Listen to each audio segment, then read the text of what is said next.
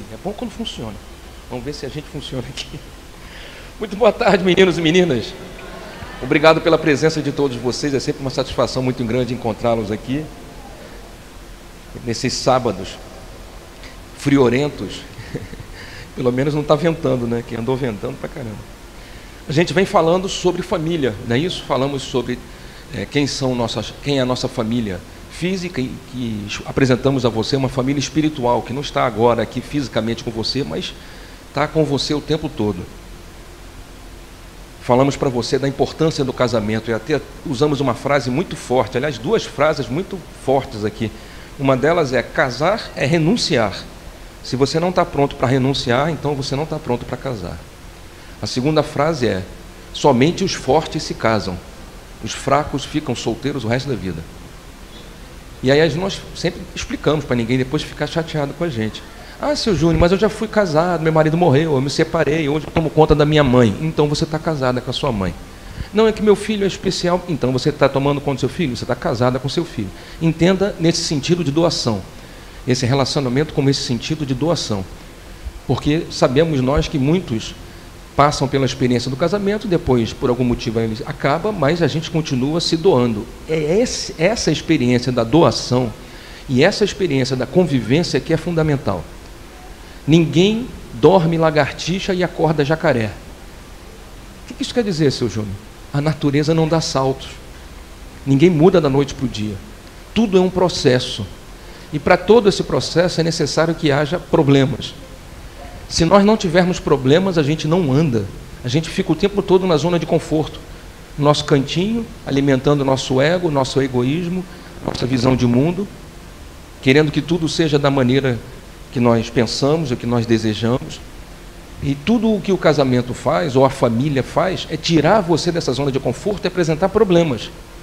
Como aquela história da lixa e da madeira, em que a gente vai se atritando, mas vai se mantendo unido e vai se atritando, e no final a madeira está totalmente polida, lisa, linda, não machuca mais ninguém, mas a lixa também se desbastou, está lisinha, não fere mais ninguém.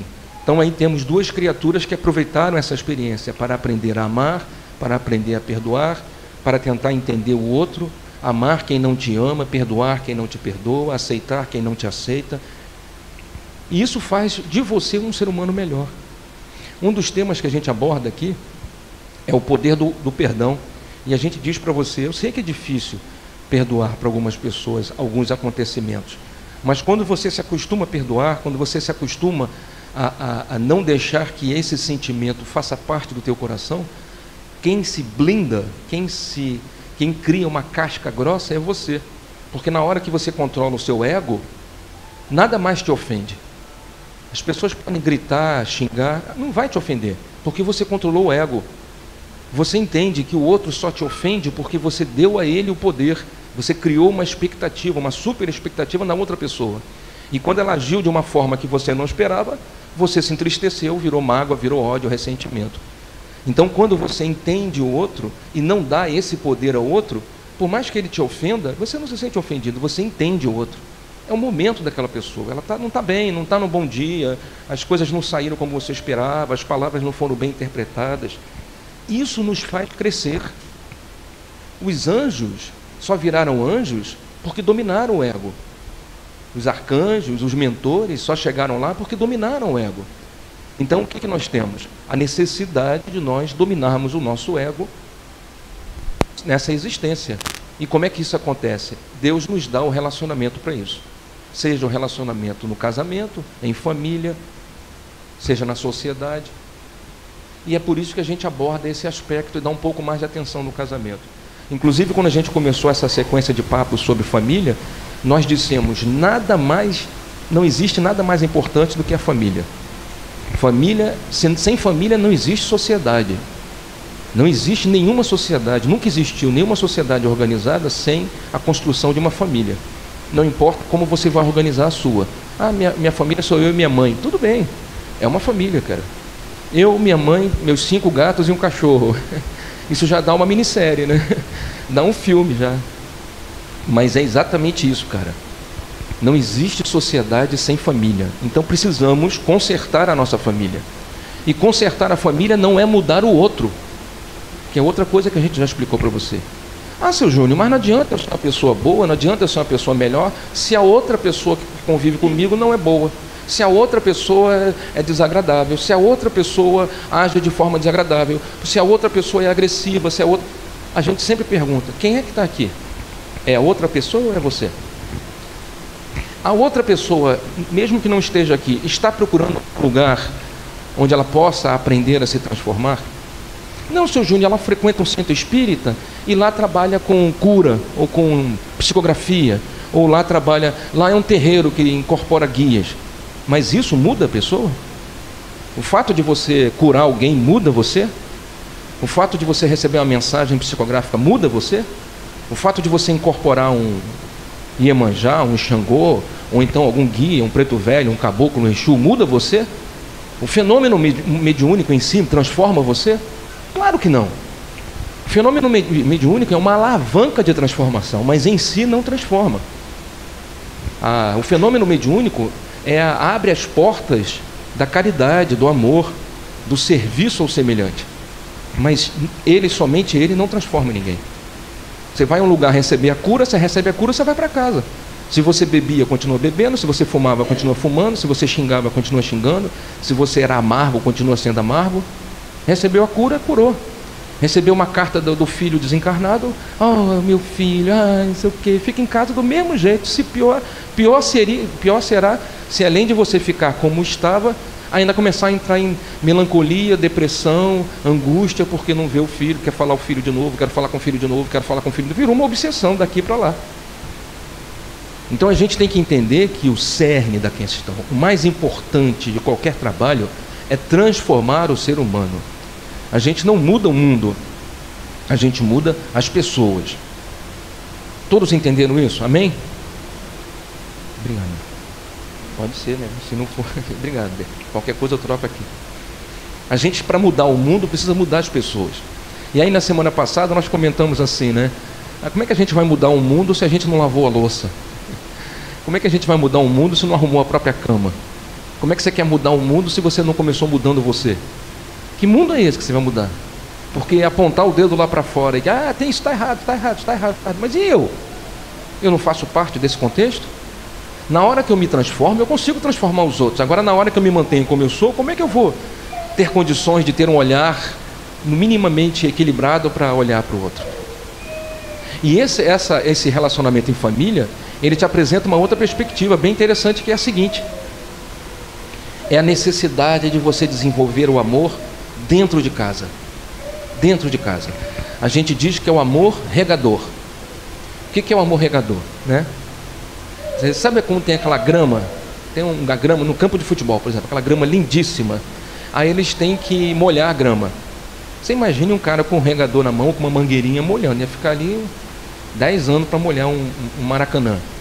Então o que eles fazem? Eles colocam uns equipamentos. Se eu tiver errado a palavra sprinkler, não sei se eu estou falando certo, dispersor é o nome. Então eles vão enfincando esses negócios, enfincam lá, aí coloca outro aqui, aí coloca outro lá, aí coloca outro acolá, e daqui a pouco liga a mangueira, aí a água jorra, eles ficam... Já viram isso no filme? Aí vai molhando. Qual é o barato desse regador, desse sprinter, mas você falou o nome, dispersor. Qual é o barato disso? Que ele não molha perto dele, ele molha distante, ele joga a água longe. Então é como se eu molhasse a minha irmã Juraci, que está lá no final. Mas todas essas pessoas aqui não recebem minha água, nem eu me molho com a minha própria água. Então como é que eu recebo a água?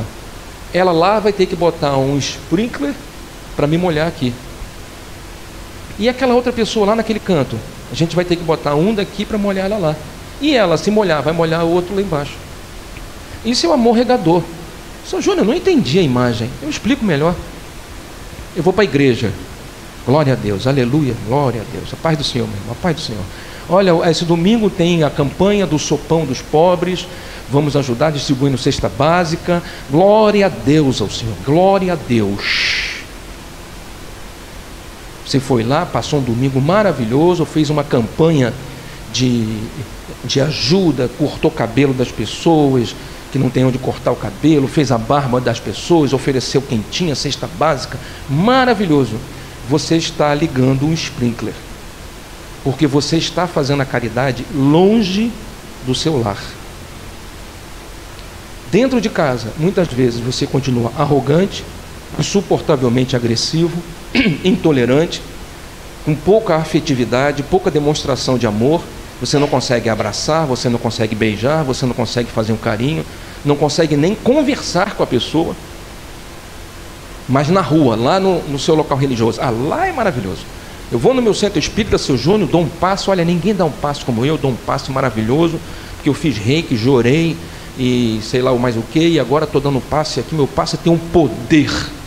E em casa, quando seu filho está doente, eu levo na UPA. E sua esposa com dor de cabeça? Eu mando ela tomar um remédio. Mas você não está indo no centro espírita curar as pessoas? Por que você não cura o pessoal dentro de casa? É o amor regador, cara. Seu irmão está precisando de uma cesta básica, seu irmão está passando uma situação extremamente difícil. Seu irmão está desempregado, está com dificuldade de pagar o aluguel, a sua irmã está passando uma dificuldade grande, seu pai, sua mãe. Mas você vai ajudar, doar a cesta básica lá no terreiro, lá na igreja, lá no centro espírita. Mas por que você não ajudou seu irmão? Por que você não, em vez de colaborar lá com R$100, R$200, R$10, você não ligou para o seu irmão e falou: meu irmão, pega aqui comigo 20 conto para você comprar uma comida hoje? Não, mas porque meu irmão não presta, seu Júnior, você não conhece meu irmão. Meu irmão é insuportável, meu irmão é uma pessoa grossa, vai beber, ele vai pegar cerveja e vai beber, isso não presta, meu irmão. E sua mãe? Minha mãe, olha, minha mãe, seu Júnior, eu não gosto muito dela não. Na verdade eu não sei, às vezes eu tenho até uma certa raiva com relação à minha mãe. E seu pai? Se meu pai é um monstro, nunca falou comigo, nunca me abraçou, nunca me deu uma bicicletinha rosa, nunca comprou um vestidinho para mim. Mas eu te acho, ninguém da tua casa presta? Não, as pessoas, seu Júnior, eu sou uma ovelha negra. E tu acha que lá, quando você atende as pessoas na igreja, aquelas pessoas que estão indo lá, não são a mãe de alguém, não são o irmão de alguém, não são o filho de alguém, que também não receberam apoio da própria família? É o amor regador, vocês entenderam, filho? Quem está entendendo diz saravá. É o amor regador, cara. A gente ajuda o estranho, porque eu não conheço a história do estranho, então eu não julgo e não condeno. Mas a minha família, eu julgo, condeno, boto culpa, mando para o inferno, não quero falar, não atendo o telefone, não converso, porque a minha família eu conheço os defeitos. E o estranho eu não conheço os defeitos, então eu ajudo. Olha que tipo de amor é esse que a gente está colocando em prática. Por isso que eu digo, se você não se transformar, o que você vai fazer, cara? O que você foi fazer lá na igreja? É o que eu digo sempre, cara. Se a gente não conseguir mudar você em 3 semanas, se depois de 3 semanas alguém não chegar perto de você, bater no teu ombro e falar: tu está indo para a igreja, cara? Aí você fala assim: não, por quê? Você não está estranho, não está mais quieto, parou de falar palavrão, está parando de fumar, tu está indo para a igreja, não está? Não fala que tu está vindo para macumba não, senão ele vai achar estranho. Se você em 3 semanas não mudar em alguma coisa, então nós não estamos sendo eficazes. É melhor você procurar um outro local que te ensine melhor.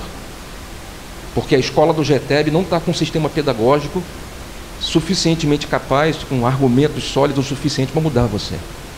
Porque o fundamento é transformar o ser humano. Se eu quero um mundo, se eu quero sair do mundo de provas e expiação e ir para o mundo de regeneração, nós temos que construir esse mundo de regeneração. Não dá para você falar: não, existe, espíritos de luz, guias e mentores, Ismael, venha cumprir a tua missão em nome do Senhor Jesus. Aí vem, acaba com tudo, aí isso aqui vira um mundo maravilhoso. Não é assim não, cara. Eles estão olhando para a nossa cara, esperando a gente botar a mão na massa. Quem faz isso aqui, bom ou ruim, somos nós. Todos entenderam? Sim ou não? Então, quando a gente fala de filhos, agora, que semana passada a gente falou dos pais, eu vou falar algumas coisas para você que são mais ou menos nesse sentido, de fazer com que você que é filho, mude seu olhar com relação ao seu pai. Mude o olhar com relação à sua mãe. Aliás, eu vou deixar um dever de casa para todos vocês. Durante esta semana, Eu não quero saber se você não fala com seu pai, eu não quero saber se você não fala com a sua mãe, eu não quero saber se seu pai morreu, sua mãe morreu, sua avó está viva ou não. Eu não quero saber. Essa semana, o seu dever de casa é: você vai procurar o seu pai, você vai procurar a sua mãe e vai dizer: eu te amo. Ah, seu Júnior, eu não vou falar, porque essa pessoa ele não vai falar comigo. Eu não quero saber da resposta dele. Ele não está aqui, ele não está participando dessa dinâmica. Quem está participando é você. Então é você que vai dizer para sua mãe e para o seu pai: eu te amo. Ah, seu Júnior, ele vai me olhar, vai ficar rindo, vai curtir com a minha cara. E daí?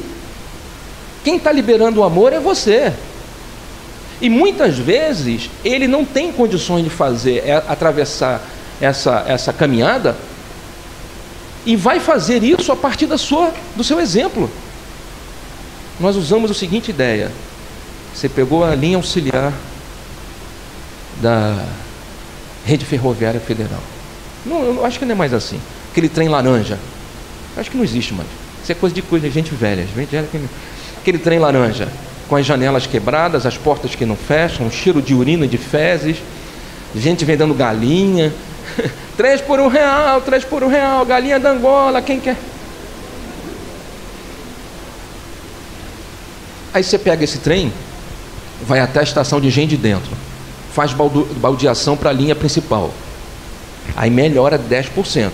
Aí o pessoal vendendo linha da Oi, TIM, Claro, Vivo, olha Nextel, olha isso aqui. 10 balinhas por R$1, né? Aí você sai dessa linha, desce lá na estação da Carioca ou do Maracanã e pega o metrô. Aí tu entra no metrô, o que tu ouve? Próxima estação, Maracanã, desembarque pelo lado direito. Cuidado com o espaçamento entre o trem e a plataforma. Só isso. Todo mundo com fone de ouvido, com seu celular, ou então alguém lendo um livro. Silêncio. Só ouve só isso. Cadê as galinhas, o trem, o chip da Oi? Cadê? Mas, seu Júnior, isso é porque o pessoal se comporta dentro do metrô. Eu falei: por que se comporta dentro do metrô? São as mesmas pessoas que vieram na linha auxiliar, urinaram dentro do trem, depois pegaram a linha principal, compraram 10 balinhas por R$1, entraram no metrô e se comportaram. Isso quer dizer o que, cara? Que o ambiente modifica você. E na medida que você se modifica, você tem como impactar o ambiente à sua volta. Isso é exemplo. Se você pega na rua, abre uma balinha, bota a balinha na boca e joga o papel no chão, quem está vindo atrás, ela não vai raciocinar, mas subjetivamente vai ficar gravado na cabeça dela. Jogar papel no chão não tem problema nessa região. Aqui pode. Você acaba de tomar um Guaracamp, um açaí camp, uma outra coisa qualquer, acaba de tomar o canudinho, joga o copinho no chão, joga pela janela do ônibus, da van. Quem está olhando vai falar: pô, isso aqui é uma bagunça. Aí quando você olha, está tudo cheio de lixo na rua. Como é que você resolve isso? Transformando as pessoas, dizendo para as pessoas: o que é público não é privado. O que é público é de todos nós e não é privada. Então, se é de todos nós, é seu, mas é meu também. E olha, eu decido que você não vai mais jogar lixo na minha rua. Aquela moça também acha que você não deve mais jogar lixo na nossa rua. Aquela moça ali também acha. E olha, a quantidade de pessoas que estão começando a achar que é feio o que você fez é muito grande. Eu acho que você deveria parar de fazer. Como é que você corrige? Corrigindo o ser humano. É o trem do metrô. Quando você muda, tudo se transforma. Quem está entendendo diz aleluia, glória a Deus.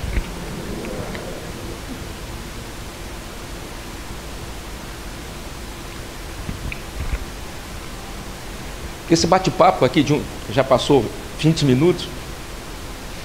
A gente vai tomar como base essa passagem do Paulo, essa carta que ele escreveu ao povo de Efésios, capítulo 6, versículo 1, quando ele diz: vós, filhos, sede obedientes a vossos pais no Senhor, porque isto é justo. Isso quer dizer o quê? Que você vai obedecer seus pais se eles orientarem você, se eles mandarem você fazer algo que esteja dentro do pensamento do Cristo Jesus, da proposta do amor, da proposta da correção. A gente resume dizendo: mente quieta, espinha ereta, coração tranquilo. Então, que o seu sim seja sim, e que o seu não seja não, como disse Jesus, porque o que excede isso é do maligno. Não perdoe somente 7, mas 70 vezes 7, ou seja, perdoe sempre. Se você vem entregar sua oferta aos pés do altar e lembra que tem um problema com teu irmão, deixa a tua oferta aqui e vai fazer as pazes com teu irmão, para que você não seja levado ao juiz, o juiz te leve ao tribunal ou ao carrasco, e pior não aconteça contigo, mais ou menos isso. Depois que fizer as pazes com o teu irmão, então você vem e entrega a tua oferta aos pés do altar. Então o que a gente está dizendo para você? Aquilo que os seus pais te orientarem e que estiver dentro da conduta do Senhor, obedece teu pai. Agora, se o teu pai e tua mãe bebem e molham a tua chupeta na cerveja, não faça isso. Se o teu pai e tua mãe xingam e falam palavrão a cada 2 palavras, não faça isso, porque isso não é do Senhor. Se o seu pai e sua mãe mentem, se o seu pai e sua mãe não amam os pais deles, isso você não vai fazer. Por quê? Porque isso é justo. Veja que o texto não fala que isso é bom, agradável. Não, é justo, filho. Está dentro da justiça de Deus. Está dentro da justiça de Deus, que é o amor. Ninguém evolui se não aprender a amar. Daqui da onde nós vivemos, dessa realidade para baixo, é ódio, mágoa, ressentimento, raiva. Agora, dessa realidade que a gente vive para cima, todo mundo tem que aprender a amar. A gente diz assim, quando falamos sobre a escala espiritual, né? Imagine uma escala de 1 a 5, onde o 1 é aquilo que a gente acha que é o inferno, né? Cheirando a enxofre, todo mundo de chifrinho, muito quente, um monte de diabinho espetando você, fazendo maldade. Aliás, a gente estava estudando quinta-feira no nosso canal no YouTube o livro O Céu e o Inferno, e a gente ficou aí umas 5 semanas estudando sobre os infernos das outras culturas, antes de falar do inferno católico, né, tal. E aí você vê que os infernos dos outros são melhores que o nosso, porque os outros infernos são menos, às vezes, menos drásticos do que o nosso. Tem um dos infernos lá que tem e você é jogado num poço lá de fogo, e ficam 3 mulheres, 3 entidades, eu esqueci o nome delas. Alice, tu lembra o nome das entidades, Alice? Tu lembra o nome das entidades que ficam espetando, fazendo maldade com as pessoas que estão lá no inferno pagão? Eu esqueci. São as... Oi? As fúrias. Hã? Exatamente. Então, às vezes, o inferno nosso é pior do que o deles, né? Mas imagine que 1 seja o que você considera inferno, e o 5 seja aquilo que você considera o céu. Sabe, aquela revistinha Sentinela que você recebe sábado de manhã? Os bichinhos tudo solto, andando entre as pessoas, todo mundo amando, tudo em paz, né? Parece a música do John Lennon, no Imagine, colocado em prática. Tudo amor, não tem mais fronteira.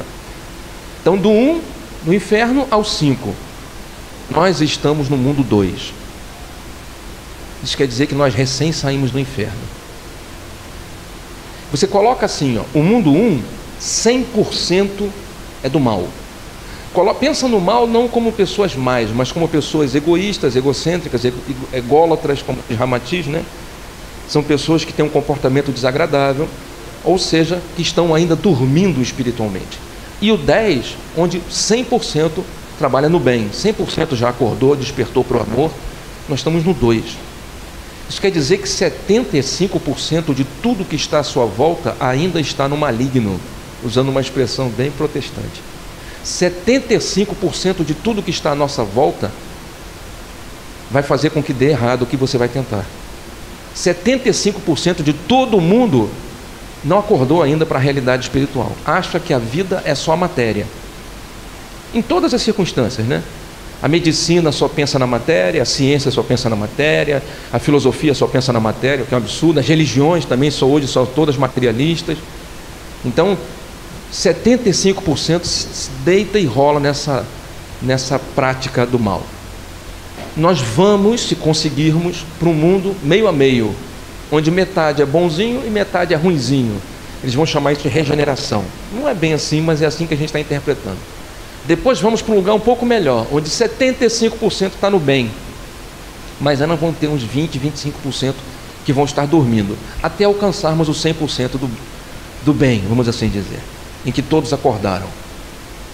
Dentro dessa configuração que a gente está te apresentando, meu amigo, nós estamos recém-saídos do inferno. Então, a tendência é fazer com que você se perca. E se você não tiver o mínimo de noção, você não evolui. Porque para sair daqui, você tem que aprender a amar.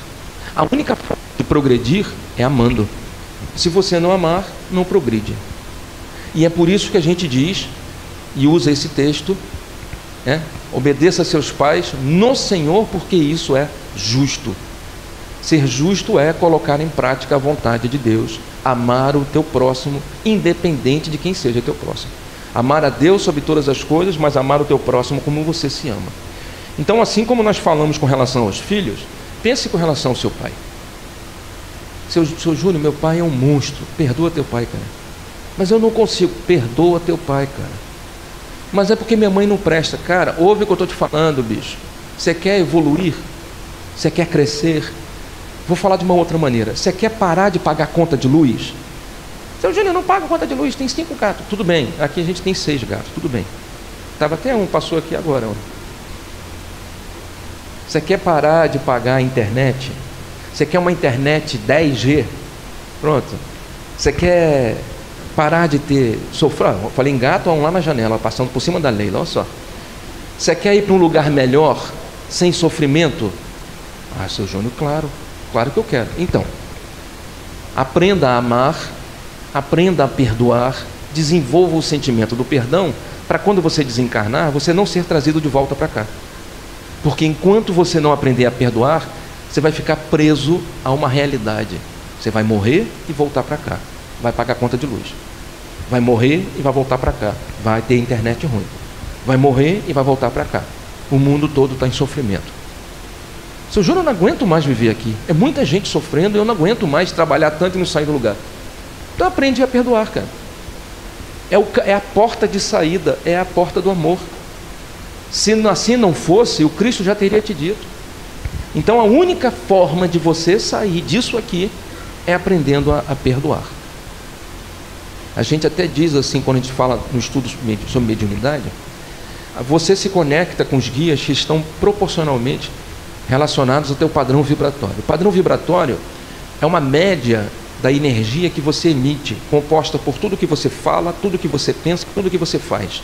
Ou seja, a expressão do seu ego. O que você pensa, o que você fala, o que você faz é uma emissão de energia. A média dessa energia determina o seu padrão vibratório. Os guias que vão te ajudar estão dentro desse padrão vibratório, acessam isso. Isso quer dizer que você não consegue receber comunicação lá de longe se o seu padrão vibratório for baixo.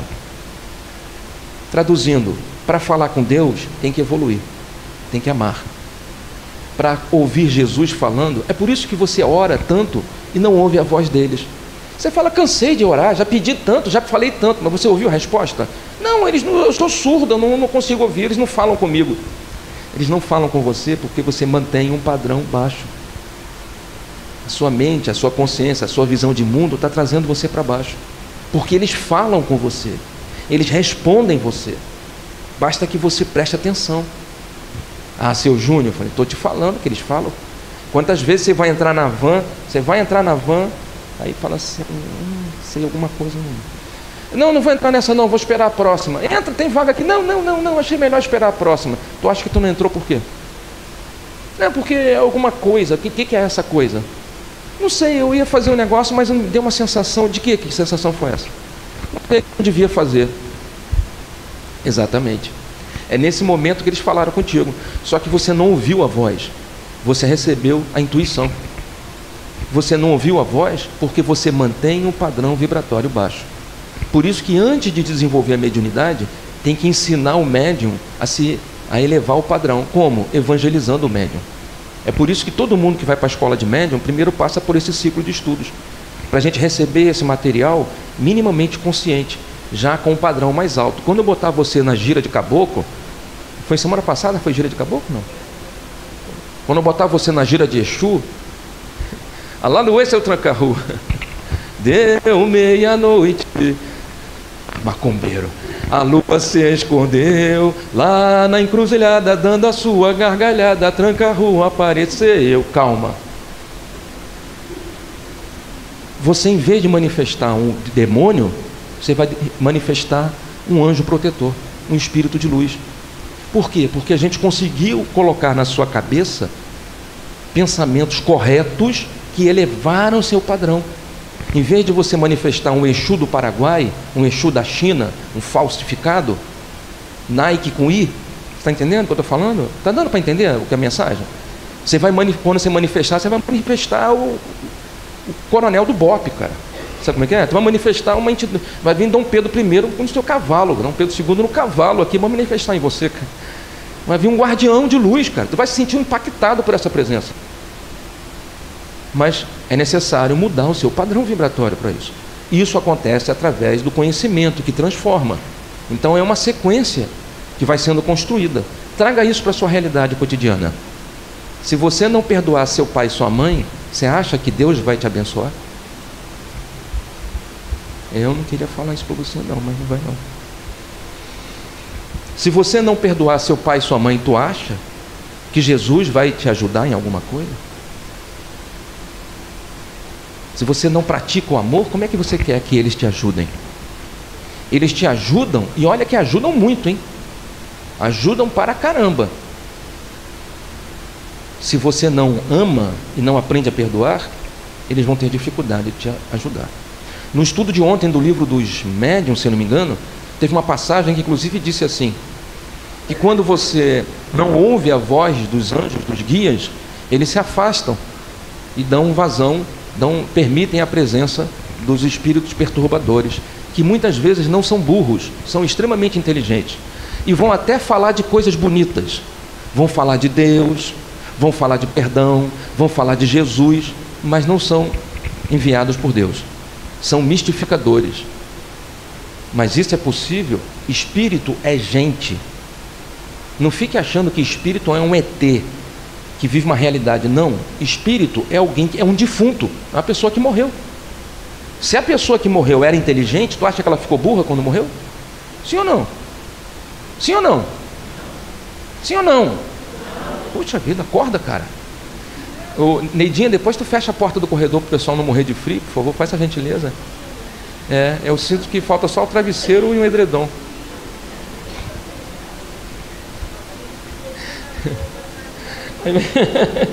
É por causa do incenso.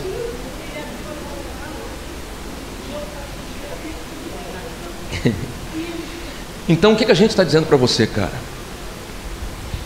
Que o único caminho da transformação é aprender a amar. Primeira coisa que você vai fazer para começar essa jornada é exercitando o perdão. Meu pai morreu, não tem problema. Bota o nome dele na oração e quando você botar o nome no livro de oração, mentaliza: Pai, me perdoe. Eu não sei o que eu fiz, se eu não fui um bom filho, se eu não fui, mas me perdoe. Escreve o nome dele, pede perdão. Na oração das 18 horas, que a gente faz questão de manter o hábito e construir esse hábito no grupo, pensa, mentaliza teu pai e tua mãe que morreu, pedindo que ele seja abençoado onde ele estiver. E se ele estiver vivo, manda uma mensagem no WhatsApp, manda um vídeo, escreve um textinho: Pai, eu aprendi hoje que eu preciso perdoar para poder sair daqui. Então, contra a minha vontade, eu vou perdoar. Pronto. Eu estou com raiva, mas eu vou perdoar, tá bom? Começa assim, começa de alguma forma. Não se constrói a coisa da noite para o dia. Fala, meu amor.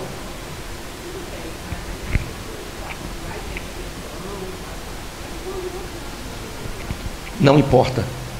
Não falamos sobre o outro lado. A gente está falando com quem está aqui. Deixa o outro morrendo com ódio no coração. Não é problema seu. O seu problema é limpar você, tirar do seu coração essa energia ruim. Vou explicar isso de uma maneira espiritual. A mala volta. Quem entendeu, diz amém. Para quem não entendeu, a gente explica.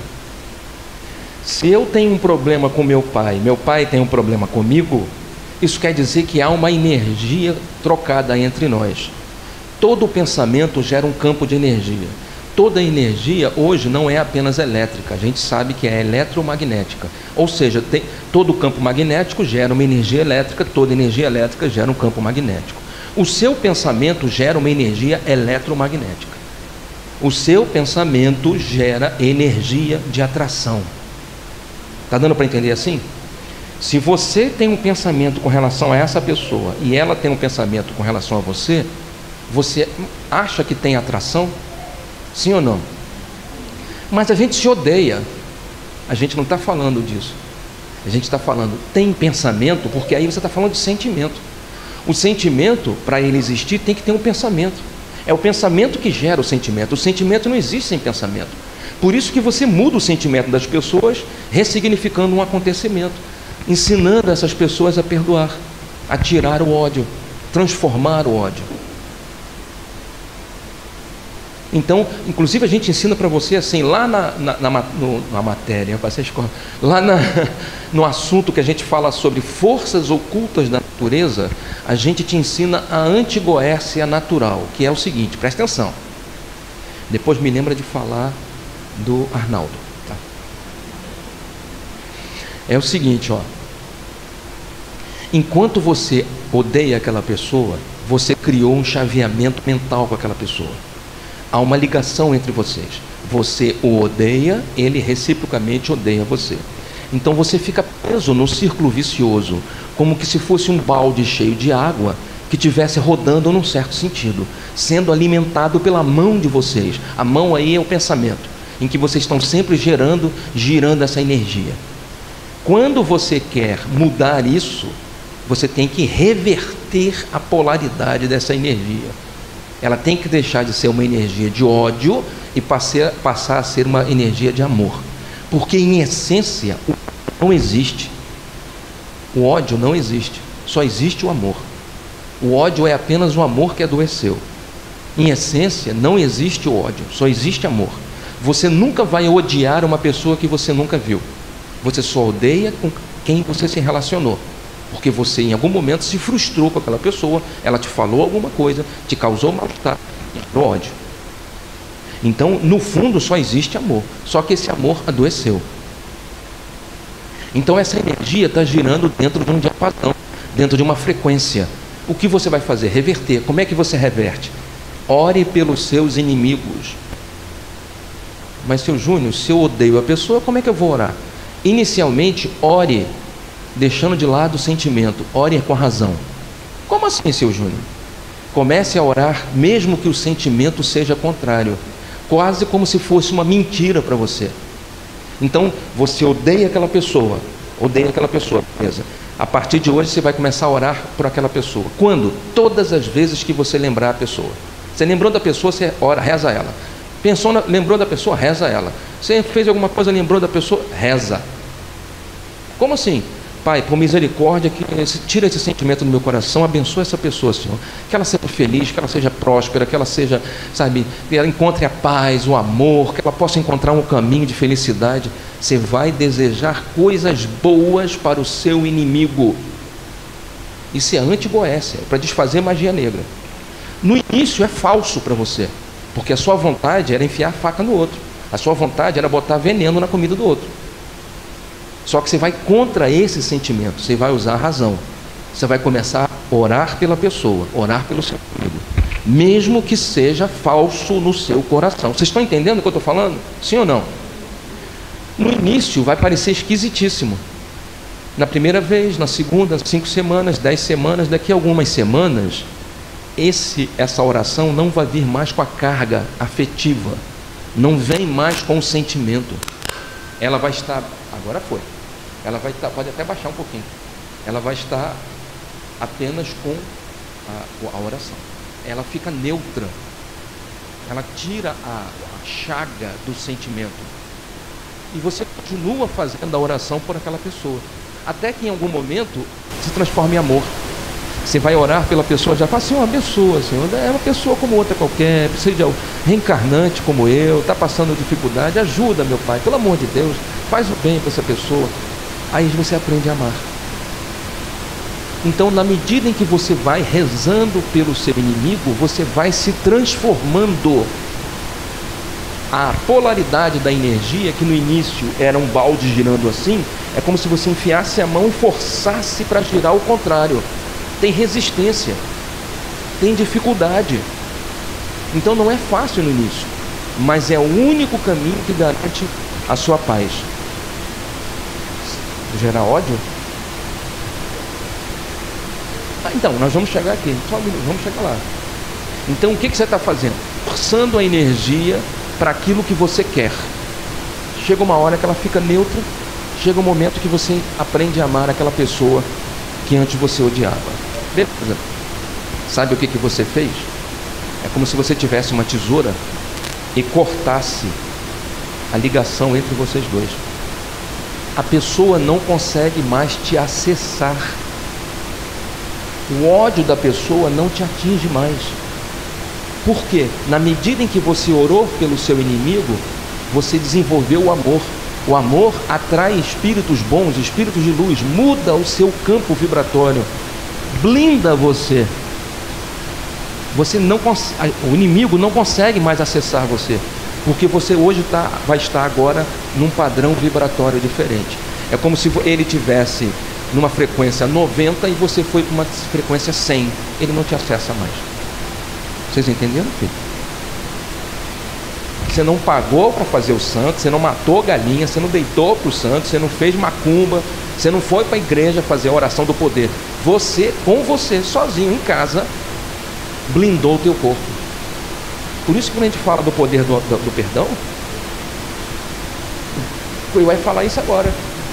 Com certeza. Alguma coisa não está reagindo, com certeza. Quando a gente fala do poder do perdão, a gente diz: quanto mais você exercita o perdão, mais imune você se torna ao ataque. Fala, meu amor. Pergunta uma coisa.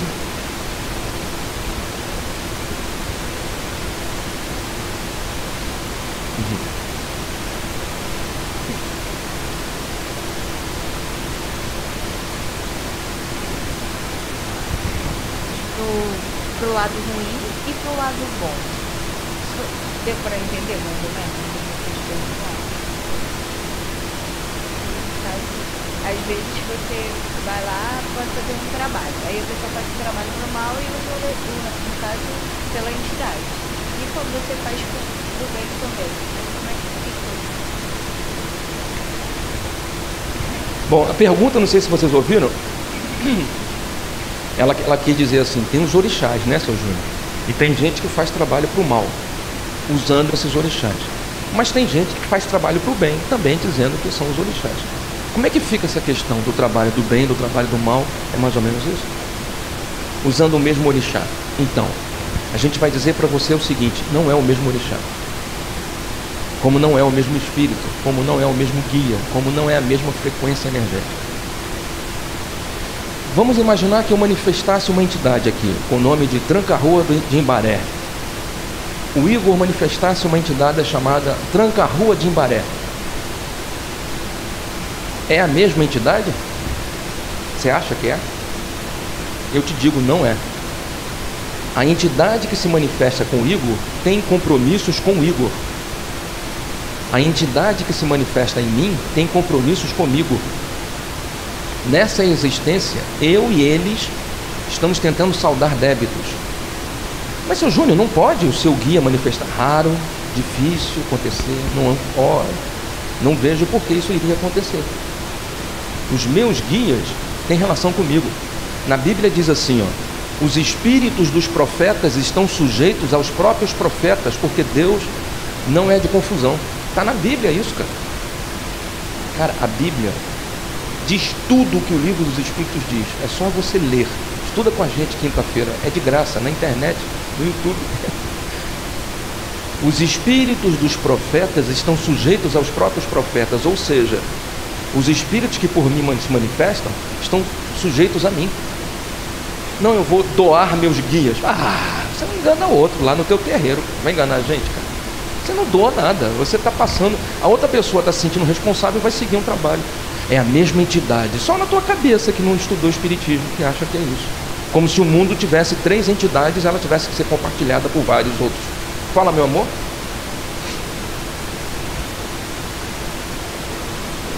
médiums ao o seu tranca se dividiu.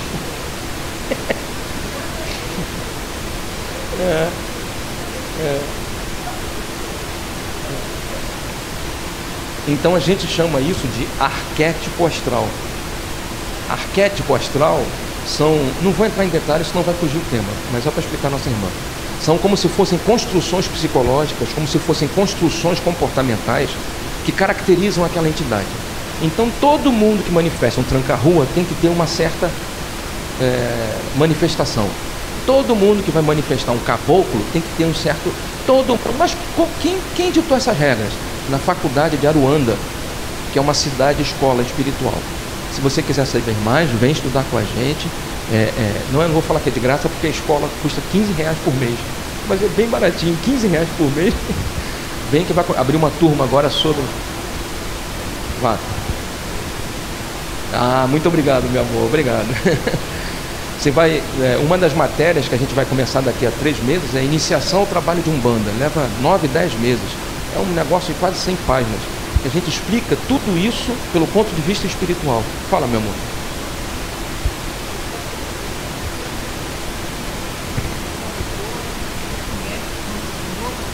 Sem problema nenhum. Muitas vezes eles trocam informações. Não tem problema, troca essa informação. A gente tem que entender que espírito é livre. E os grupos, as egrégoras, se formam por similaridade de gosto. Então, vamos dar um exemplo de uma outra forma. Eu vou me consultar com Ivone. Ivone joga carta. Mas a Ivone não é... Me perdoe, minha irmã. A Ivone não é muito evangelizada. Então, as entidades que se manifestam com ela são, às vezes, arrogantes, são sedutoras ou são materialistas. Então, ela quer fazer trabalhos. Então, eu vou me consultar com ela. E aí ela vai lá consultando essa entidade dela, ou usando uma carta, dizendo que está lendo uma carta. É tudo intuição. A carta diz uma coisa, ela sugere outra. As entidades que estão manifestando a minha irmã falam com os encostos, com os obsessores que me acompanham, porque a gente pensa que espírito é burro. A gente esquece que espírito é gente. Nós não estamos conversando aqui? Imagine que todos nós fizéssemos aqui parte do mal e estivéssemos aqui organizando uma forma de atacar o Bruno, meu filho. A convenção das bruxas aqui, ó. Basta que a gente se organiza. Eu estou acompanhando ele, eu sei que ele fala, ele tem o hábito, ele tem a moto, o pneu dele furou ontem ele comeu, um peixe frito com arroz, não sei o que, ele come isso, ele come isso. Aí eu vou me consultar com a minha irmã, aí ela fala, seu filho, né, Bruno, como é que você sabe disso, né? As entidades estão me falando, peraí, vou jogar aqui o buzo, ele tem uma moto, né? Fisicamente o fenômeno é surpreendente, mas cara, aprende como é que funciona, que você vai ver que é um parque de diversões, é um teatrinho. Ele ontem comeu peixe frito com arroz integral. Foi, meu filho? Foi, pai. Cara, essa entidade é muito boa. Quanto custa esse jogo? Eu vou pagar esse jogo.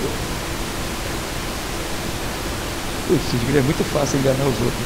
Se eu morrer, ou quando eu morrer, eu vou manifestar na Fernanda. E aí vou, usando o meu conhecimento, vou ser o demônio que vai acessar a Fernanda. Tu acha que o obsessor, né? Tu acha que eu vou ter esquecido o que eu aprendi? Vou ter ficado burro? Morreu, ficou burro. Cara, a Fernanda vai falar cada coisa que você fala, meu Deus, Fernanda, caraca, como é que você... Não, minhas entidades estão manifestadas aqui, tem o meu guia, meu orixá, meu caboclo, está falando comigo. É o Júnior. É o Júnior. Só que ele não vai falar que é o Júnior. Se falar que é o Júnior, perde valor. É o... Caô, cabeceira e Xangô, né? É o Xangô. O Xangô não fala. No terreiro de Macumba, o Xangô não fala, né? Mas vamos lá, bota alguém que fale. Um preto velho, uma criança, né? Aí vai falar coisas maravilhosas. Ou então o mentor vai fazer a psicografia. É o Júnior. Mas eu não vou botar nome de Júnior. Eu vou dizer que é o Salamalek Halishnikov, sei lá. Oh, fala, meu.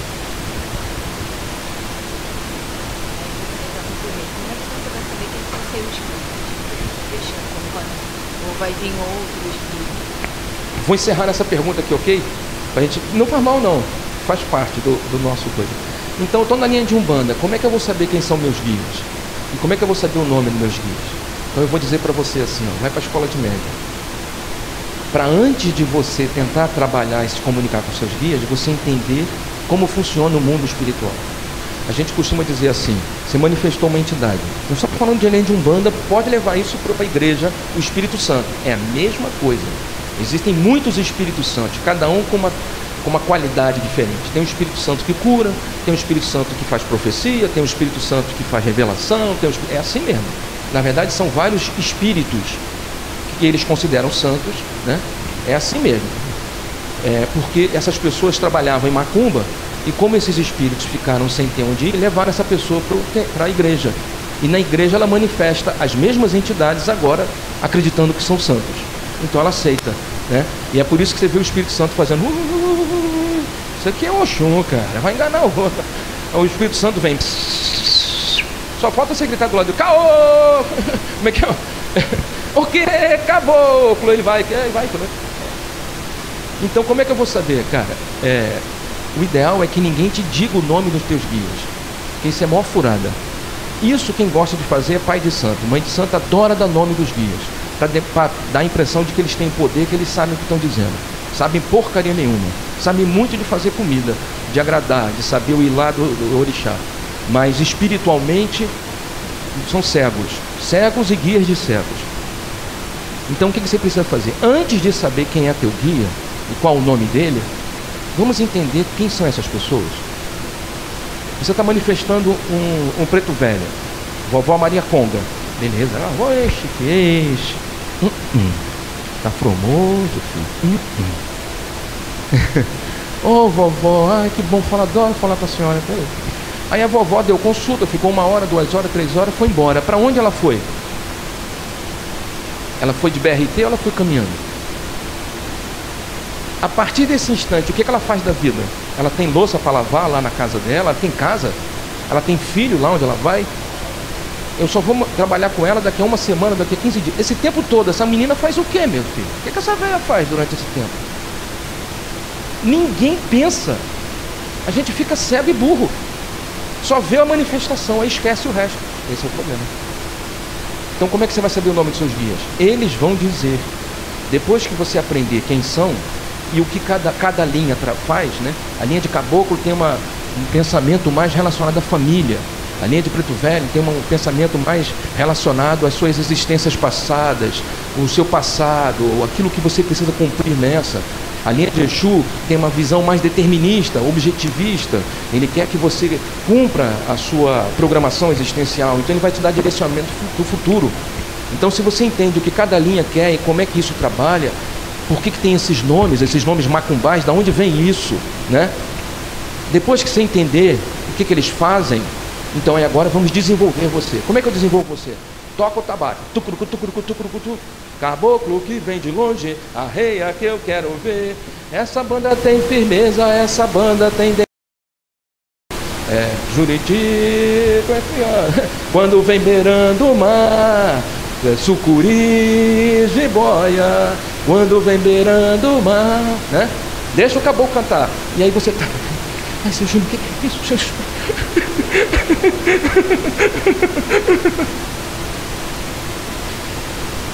Você vai estar aqui no meio do terreiro, estou falando aqui, né? Com 4, 5, 6 pessoas e 2 ali, eu e mais alguém tomando conta. O que está acontecendo?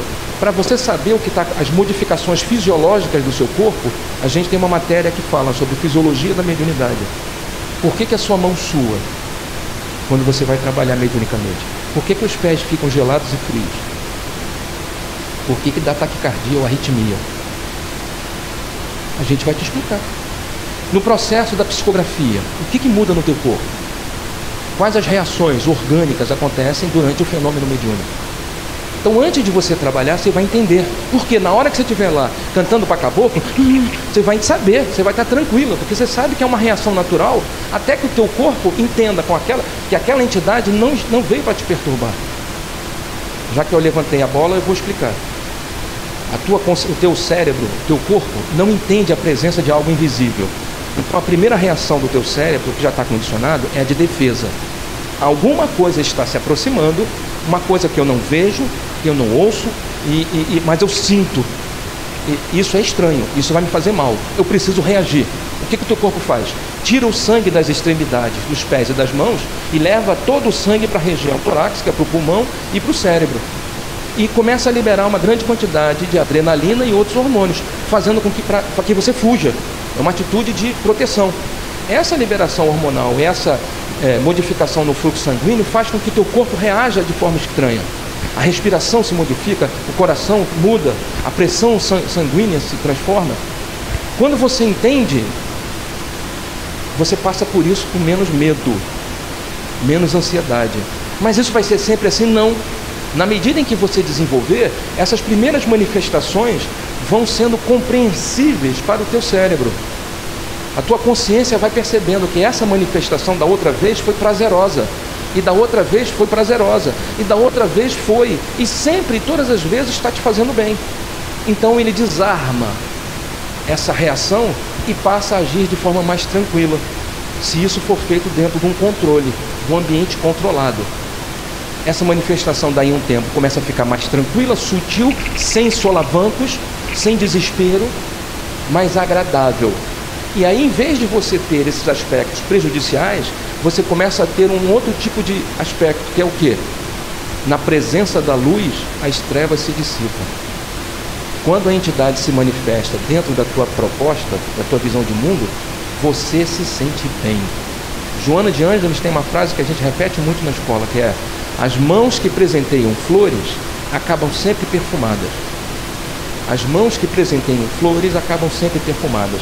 Se um Espírito Santo se manifesta em você, você estava com dor de cabeça some, teu dente estava doendo, desapareceu, você estava com dor de barriga, sumiu, sua vida estava encaracada, desapareceu, a coisa começa a fluir, a vida começa a andar, você fala: meu Deus, é um milagre. É porque você está permitindo a presença do Espírito Santo. Mas eu quero manifestar isso. Eu preciso transformar você primeiro e esclarecer você primeiro. Se eu botar você para trabalhar sem nada disso, o que você está fazendo?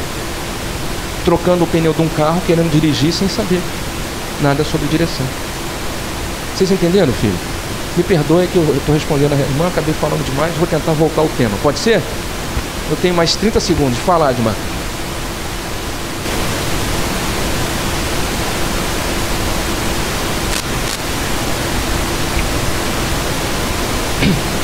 Olha, a Adma falou uma coisa que é perfeita. Não é tema, que eu já esculhambei a reunião. Não tem problema, já que você falou, me vem vontade de falar sobre o assunto. Ó que droga. 30 segundos. Por que eu preciso me evangelizar? Por que eu preciso me espiritualizar antes de trabalhar mediunicamente? Não só por essa necessidade de prática harmoniosa. Seu Júnior, mas um terreiro que eu fui não é assim. Pois é, porque eles estão com pressa de ver o terreiro cheio, eles estão com pressa de ganhar dinheiro, eles estão com pressa de ver a manifestação e não se preocupam com você. Então eles estão usando a sua mediunidade para encher o terreiro e ganhar popularidade. E você que se dane. E é isso que a gente não vai fazer.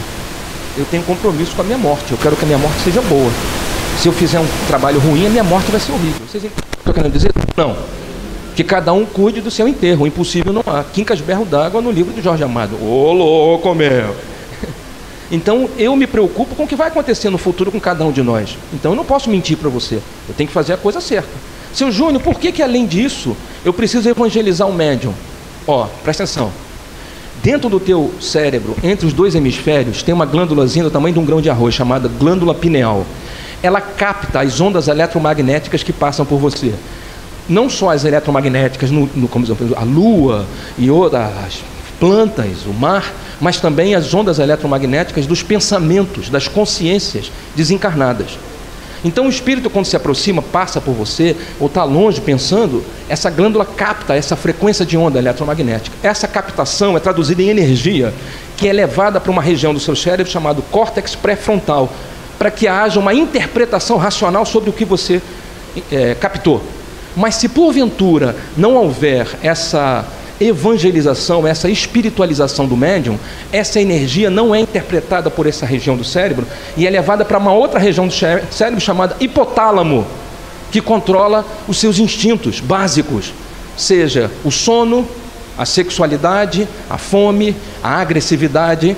Então você começa a ter transtornos, por exemplo, dentro da agressividade, de heteroagressividade. Você começa a reagir agressivamente. A pessoa fez uma coisa mínima e você explode. É desproporcional a sua agressividade ao que está acontecendo. Essa mudança comportamental quer dizer que a mediunidade está em desequilíbrio.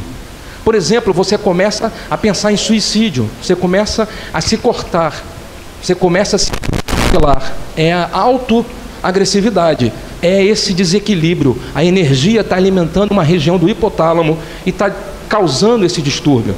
Outra, transtorno da afetividade ou da sexualidade.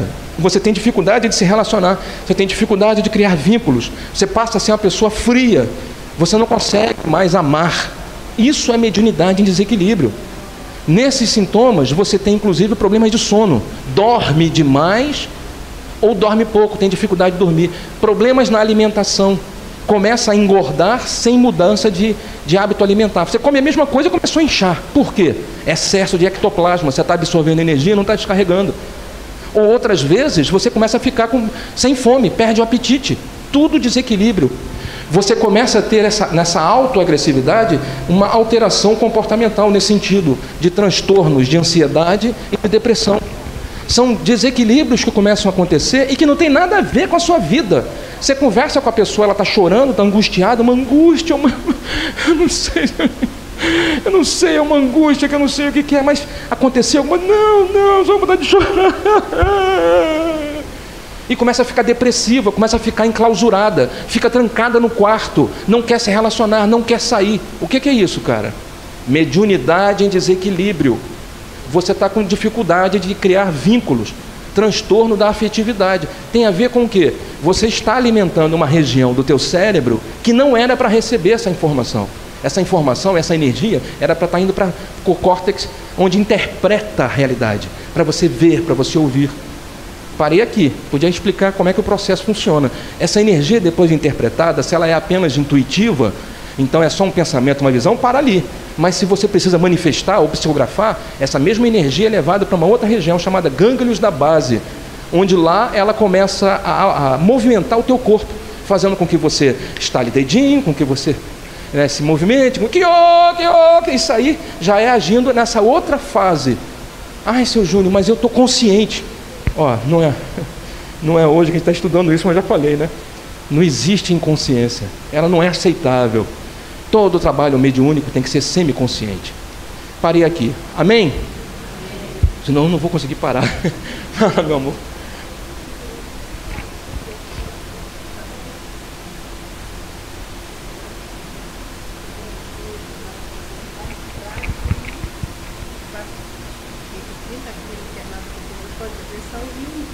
Falou para mim que meu problema é espiritual, né? Eu não tinha nada de físico, né? Nem emocional, que era espiritual. Então foi onde eu comecei a correr. Então daí para cá, eu já tomo remédio controlado há mais de 30 anos, entendeu? Porque eu fico girando para lá, para cá, para cá, para cá, e eu sei o que acontece comigo, entendeu? Comunicações, essas coisas todas. E agora eu não sei como parar, entendeu, Júlio? O que acontece normalmente? A pessoa trabalha mediunicamente sem entender o processo, foi o que eu acabei de falar. Me perdoe que eu vou responder, que você me perguntou, né? Antes de fazer o médium trabalhar, tem que ensinar o médium. Ele tem que entender o processo, para que esse processo seja prazeroso e harmônico, sem criar mal-estar. Quando você começa a fazer o médium trabalhar sem entendimento, acontece o que eu acabei de falar. A energia vai para uma região errada e desenvolve uma série de transtornos, entre eles depressão e ansiedade. Depressão e ou ansiedade. Você vai procurar um psicólogo, ele vai te mandar para o psiquiatra, o psiquiatra vai mandar você para o neurologista, vai fazer psicanálise, e no final tudo era a mediunidade em desequilíbrio. Por que desequilibrou? Porque não fizeram o médium, se preocuparam em fazer o santo e não fizeram o médium. Primeiro você tem que fazer com que o médium seja uma boa vasilha para receber uma água limpa. Se a vasilha não está limpa, a água limpa se suja. Quem entendeu diz saravá. Como é que eu corrijo agora? Para e começa certo. Por que eles não ensinam amor? Porque não há interesse, né, cara? A cura é o que você está fazendo. Faz o tratamento espiritual. O tratamento, ele é para equilibrar essas energias, não só o passe. A desobsessão é para afastar um pouco desses espíritos que estão perto de você. Ao mesmo tempo, as reuniões de sábado vão esclarecendo, mas é necessário que você ouça e aprenda, senão continua vazio, para quando você for para a sala de cura, a gente poder harmonizar os chakras, fazendo com que esse fluxo de energia funcione naturalmente. Isso simultaneamente, a transformação da sua consciência, do seu pensamento, essa energia agora equilibrada de fora para dentro, passa a ficar estável pela sua transformação de dentro para fora. Então é um conjunto de coisas. Não basta agir de um lado sem agir no outro. Eu preciso cuidar das consequências, mas cuidar das causas. Então esse é o processo agora. É sofrido, é demorado, mas era o que nós deveríamos ter feito quando você tinha 15 anos de idade. Uma homeopatia espiritual. E aí o que vai acontecer nesse processo? Lá no final, depois da antigoécia, depois das consultas, você vai ser uma criatura melhor. Antes disso, já vai estar na escola de médium, aprendendo outras matérias, começando a jornada de forma correta. Seu Júnior, mas se eu morrer antes? Não importa, o que você aprendeu leva para a próxima. Amém? Pergunta, Ivone. No mesmo lugar, se odeiam, não se falam, uma tem ódio da outra, como que pode? Duas irmãs trabalham num centro, num terreiro. São irmãs espirituais e irmãs carnais. Como que pode trabalhar no mesmo lugar e uma ter um... Porque o lugar não ensinou o amor, né? É isso que eu estou falando. Como é que não trabalha o amor? Eu sei que essas colocações nossas são desagradáveis, né? Causa problema. Não tem lógica isso. Como vocês são duas irmãs, além de serem irmãs, comadres, irmãs espirituais, irmãs carnais, e tem tanto ódio, trabalho. Aí eu falo assim, como que a dona lá do centro, lá, a mãe de santo que eles chamam também, permite que vocês se odeiem tanto? Me explica isso, eu quero entender. Porque eu dou os exemplos das coisas que você fala aqui, do amor e tal, até comentei, eu não entendo.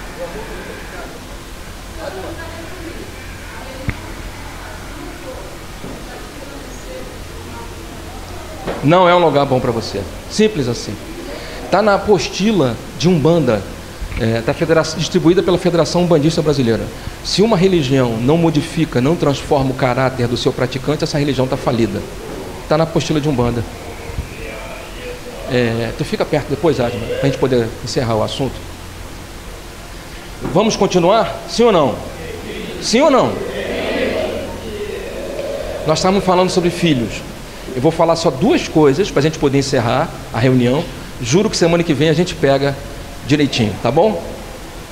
Então o que a gente diz para você? Quando fala de honrar pai e mãe, é ser um filho melhor, é ser uma filha melhor, é respeitar seus pais, é levar em consideração o que eles dizem para você. Se o que eles estão dizendo, te ensinando, está na doutrina do Senhor, cumpra. Se o que eles estão te ensinando está fora da doutrina, perdoe, entenda, pratique você o amor que espera que eles pratiquem. Seja você a pessoa a fazer aquilo que você espera deles. Tá claro? Sim ou não? Honrar pai e mãe é respeitar, submeter-se às suas orientações, entendendo que nossos pais também são filhos de Deus e também erram quando querem acertar. Mas é a eles que Deus, nosso Pai, confiou sua educação e sua vida nessa existência. Uma outra coisa importante é o seguinte, eu garanto que se você tem um amigo, se você tem uma amiga, muitas vezes no aniversário do seu amigo, no aniversário da sua amiga, você compra perfuminho, você compra balinha, você ajuda a pagar o bolo. Sim ou não? Você vai lá dar abraço, compra uma lembrancinha, dá mensagem, meu amor, que bom, minha irmã, que legal, não sei o quê. Quando é aniversário do seu pai e sua mãe, é aquela coisa xoxa, fria. Presta atenção que eu vou falar para vocês. Desconsidera o acontecido, não fica na mente, ok, gente?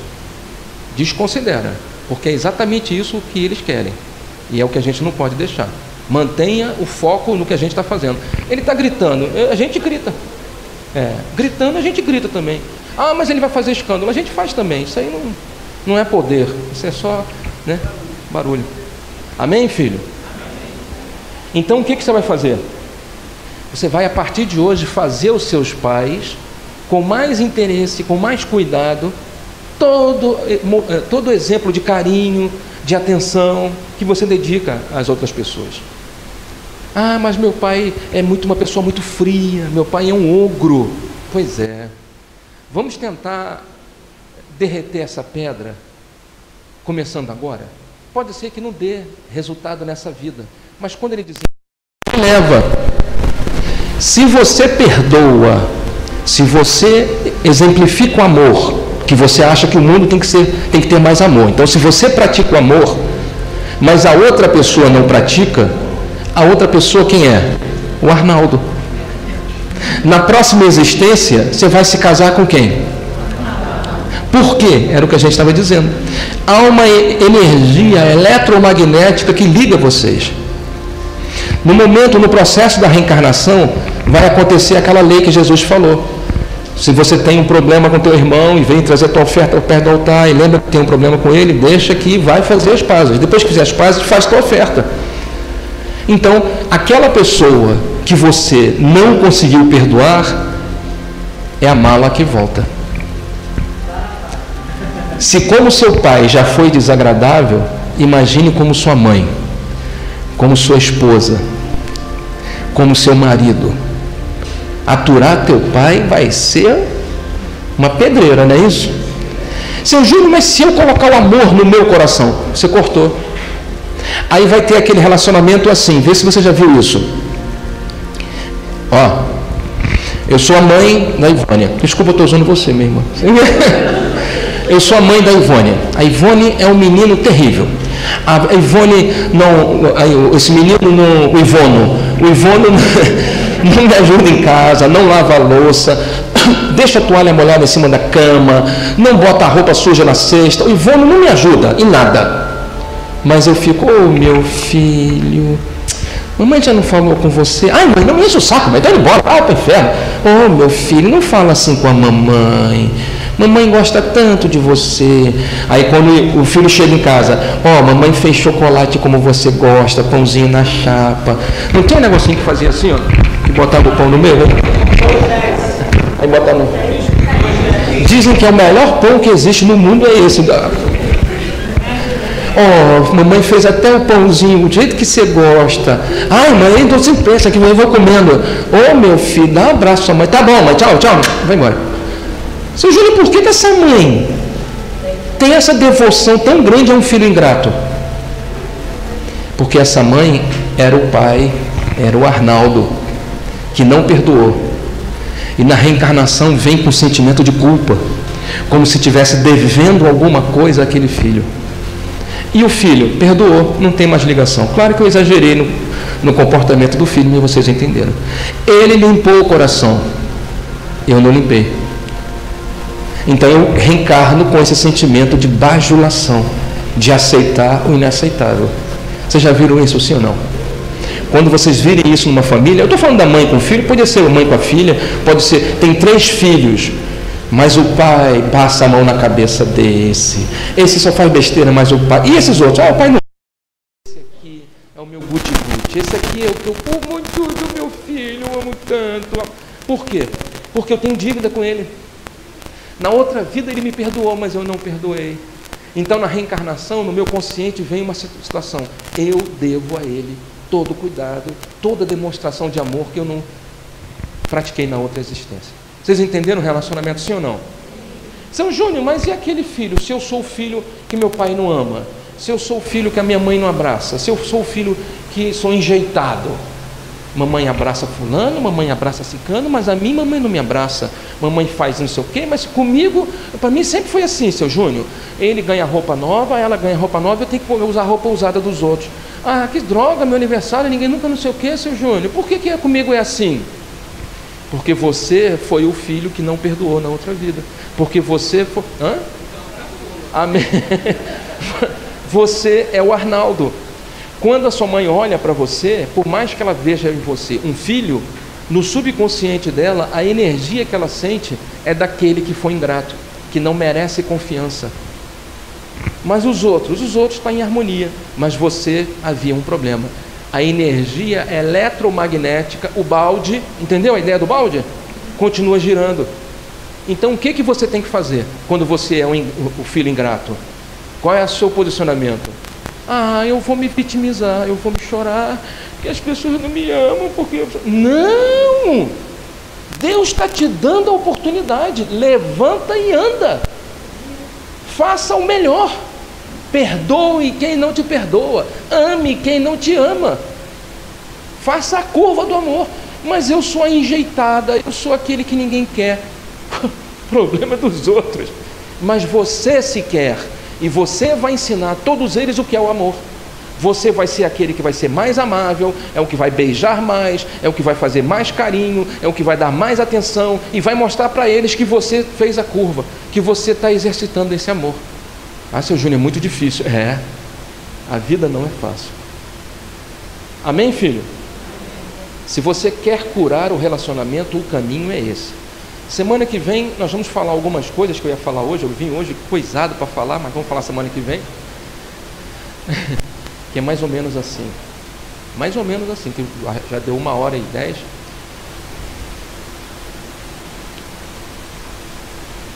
Você acorda de manhã. Você acorda de manhã.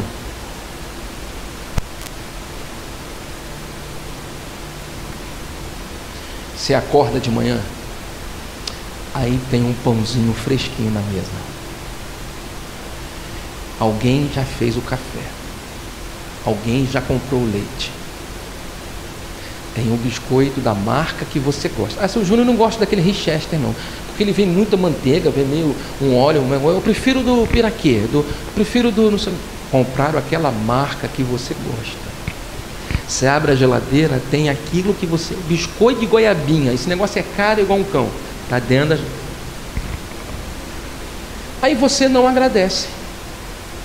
Você deitou na sua cama, se cobriu com seu edredom cheiroso, lavado com Comfort.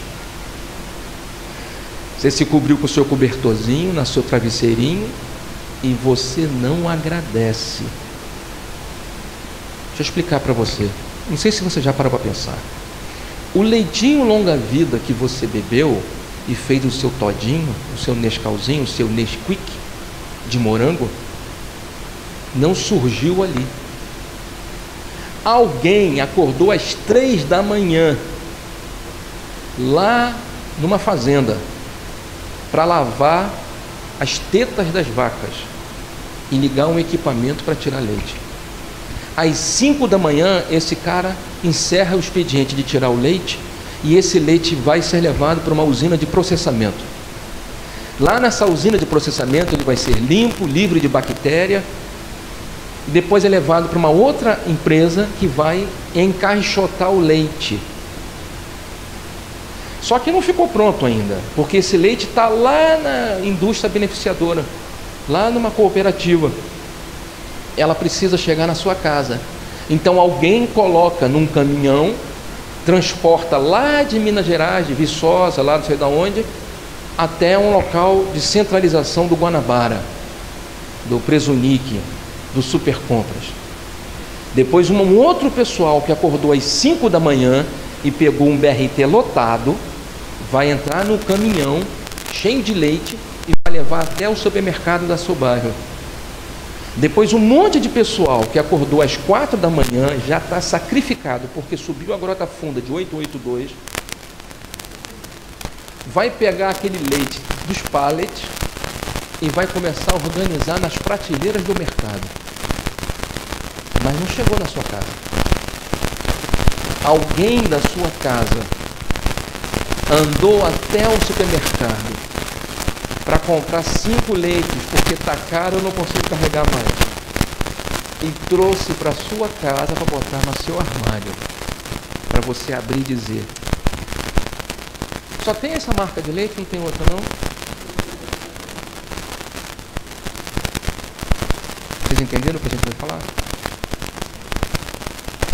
A vaca não dá leite, cara. Alguém trabalhou para você ter leite. Assim como o seu celular não surgiu da noite para o dia. Assim como a sua internet não se se alimenta sozinha. Alguém paga essa mulher.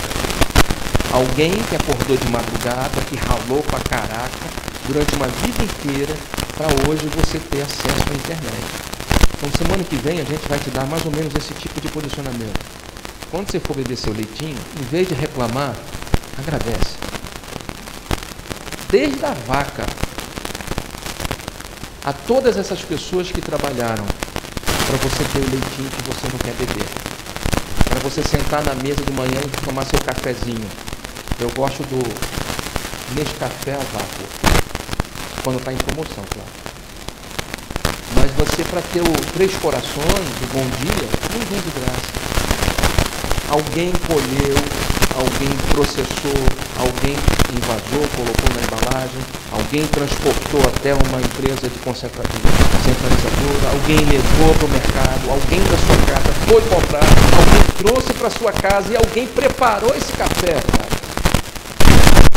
Para a gente chegar na hora e falar, café ruim. Amém? A gratidão deveria ser um exercício diário, não só de nós que somos filhos, mas de todas as pessoas que estão na nossa casa. Semana que vem temos nós aqui no Despertar. Não, no Despertar não. No GTEB. Despertar é terça-feira lá no YouTube. Alguma pergunta?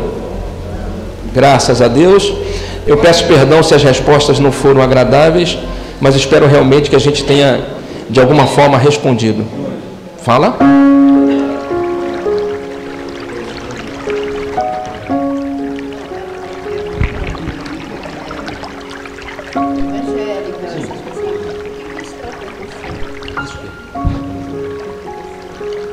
Isso é o desequilíbrio dela? Porque ela desenvolveu a mediunidade sem usar a mediunidade. Me perdoe falar isso. Posso mentir com isso. Isso acontece em qualquer lugar. Eles usam as pessoas que vão lá para encher o local. Para quem chegar e falar, esse lugar é poderoso. Só que não estão nem aí. Vou falar para você que é evangélico para não achar que é só os cultos. Nós doamos 6 cestas básicas. 4 pessoas são da igreja. A igreja não dá cesta básica. De 4 igrejas diferentes. Se você for da Universal e tiver com necessidade, nem pede ajuda, que eles não vão te dar. Então, quer dizer, não é uma exclusividade. Usar as pessoas, mas não dar nada para essas pessoas, não ajudar, não é uma exclusividade do espiritismo. Infelizmente. Por isso que a gente tem que mudar o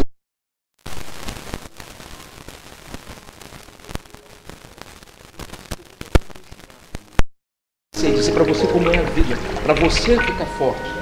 Aí sim, você pode ir onde você quiser, sendo forte, você vai onde você quiser. Agora, frágil, isso é a maldade, né? É igual a gente encher isso aqui, eu dizer para você que a pessoa foi curada do câncer, e aí vem um monte de gente aqui com câncer, atrás dessa cura, né? Aí eu vou encher isso aqui e enganar as pessoas. Isso a gente não faz não, né? Me perdoe se eu fui áspero ou ríspido em algum momento. Vamos fazer a nossa oração.